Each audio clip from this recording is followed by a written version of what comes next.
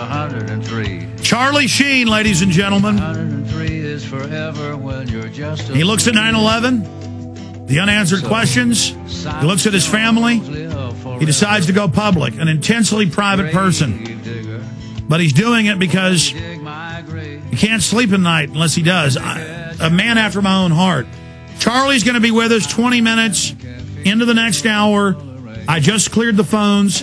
Your chance to talk to him about 9/11, 9/11 Truth, 1-800-259-9231, 1-800-259-9231. Your questions or comments for Charlie Sheen coming up when we start the next hour.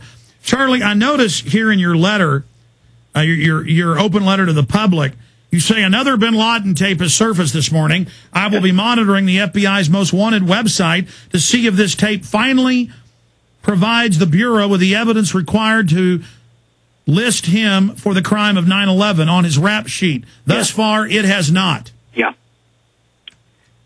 Yeah. It's still not up. It's still not up. So it doesn't really make any sense. They keep rolling out these tapes, video, audio, whatever, and it doesn't seem to connect into anything. He keeps coming out in these fake videos that have been proven to be fake, and now audios admitting he carried it out. If they have him listed and indicted for the coal and the embassy bombings in Africa, why not for 9/11? Because the FBI says they don't have the evidence. Yeah, no, it really confuses the whole issue. It confuses the whole issue. There's a reason that was the first bullet point on the list. Because I've been in conversations and I've told people, I said, if you visit the FBI's most wanted and you look up bin Laden, 9/11 is just not mentioned. They're like, oh, that's not true. And then you walk them over to a computer, you bring it up, and they sit there dumbfounded, And, I would like to believe that because of the letter, hopefully in certain situations, that it led people to do just that. It led them to go check. Well, Charlie, there is no doubt, and Paul Watson concurs, and he talked about this last hour, you had them doing 9/11 hit pieces against us in the last few months. You had POTUS starting to invoke 9/11 as the pretext to increase troops in Iraq and Afghanistan and contractors. Of course. And then you have more warrantless raids of innocent people. It came out Cheney did that and wanted to use the Army just to create fear. That's been declassified. Of course. And you have this bin Laden tape coming out from the Intel Center, who's been caught uploading past ones with the Intel Center logo in the same video layer as the Al-Qaeda logo, meaning they produced it. Yeah. Are we surprised? Are we shocked? Are we dumbfounded? What this is what these people do. Come on. That. Well, how do you like having the Pentagon release a new video trying to overshadow your going public? Well, I don't want to take credit that was their response. It seems like the timing is a little suspect, a little convenient, perhaps. Well, they make national TV shows attacking us, bro. Yeah, that's true. That's true. Yeah, no, they. I think that if perhaps it wasn't a coincidence, then gosh, it. I would have to say, to quote my dad from Apocalypse, that we really shoved a weed up Command's ass, Oh, man, you are something else, Charlie Sheen. We're going to go to break, come back, take some calls, and get into other points with Charlie. There's so many to make, but we want to thank all of you that made this a big success, that got 20 Minutes with the President out there to tens of millions. Keep spreading it. Okay, we're going to take your phone calls for Charlie Sheen. In the next segment, we've got a big announcement, the next phase in our operation to get 9/11 Truth out there on the front burner. Charlie, thanks to you spreading the word, has been successful in phase 1. Help us with phase 2. Quickly, Mark in Oregon, you're on the air with Charlie Sheen. Go ahead, Mark. Yeah, good morning, Alex. Good morning, Charlie. Hey, Mark, how are you, man?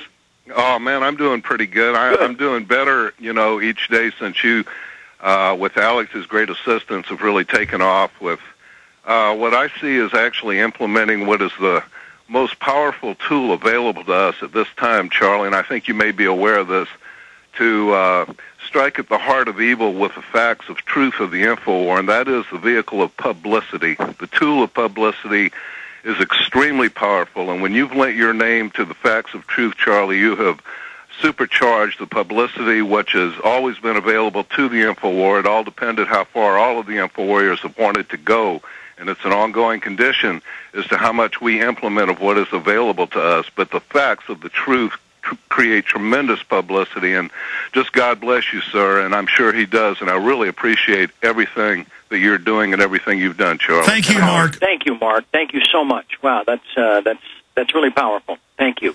Let me throw a point in here. Sure. On this issue. The mainstream media keeps going, he's an actor. Why didn't he just shut up? A, you're an American citizen. B, you're a father.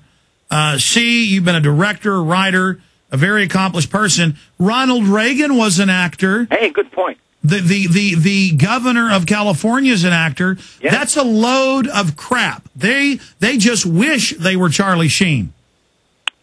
Well, I mean, you can say that, Alex. I, of course, can't. But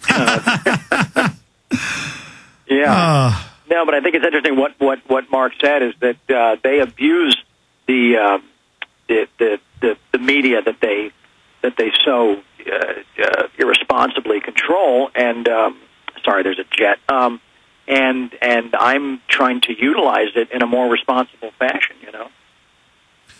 Well, look, just outside the paradigm, you're deviating from the false reality, and they don't want you to say, look, the emperor's wearing no clothes. Exactly. I mean, listen, what you've done seismic, it's going to continue to have effects for years, much bigger than last time you went public. I mean, it's already probably 10 times more media attention than 2006. But I'm here to tell you, buddy, this is going to have seismic effects. I hope so, Alex. I hope so. And what I'm really proud of and what I'm really excited about is the fact that now there's a document. I have delivered a document that is ingrained into the landscape of the movement. And now people that you know couldn't focus the argument now have a document to lay in front of their doubters and say, okay, you don't want to listen to me? Just read this. Just look at this. Let's talk about number 1. Let's talk about number 7. Let's talk about number 9. Debate me on number 14. Let's talk about Sibel Edmonds. Let's just talk about these things. And it's just, I think we've given them a real powerful tool that now exists in the pantheon of this historical movement. And it had to be novel. Just another 20 points, another research article. No one would have read it. But Charlie Sheen, combined with another celebrity, Barack Obama, in this debate and this discussion with the links, the American people became the president, and Charlie Sheen was giving the American people and the people of the world the 2 folders of the data, and now tens of millions have read it. The genius, the brilliance of that to get those 20 points out is unparalleled. Well, Alex, you are much too kind. Thank you. Thank you. I don't know if I would call it, you know, brilliant or genius, but I think it was. I had faith in the theatrical aspect of it, getting people interested and then delivering them to the facts. Well, Charlie, for 5-6 days, it's been the number 1 9/11 story. Not all their lies and propaganda. They are scared.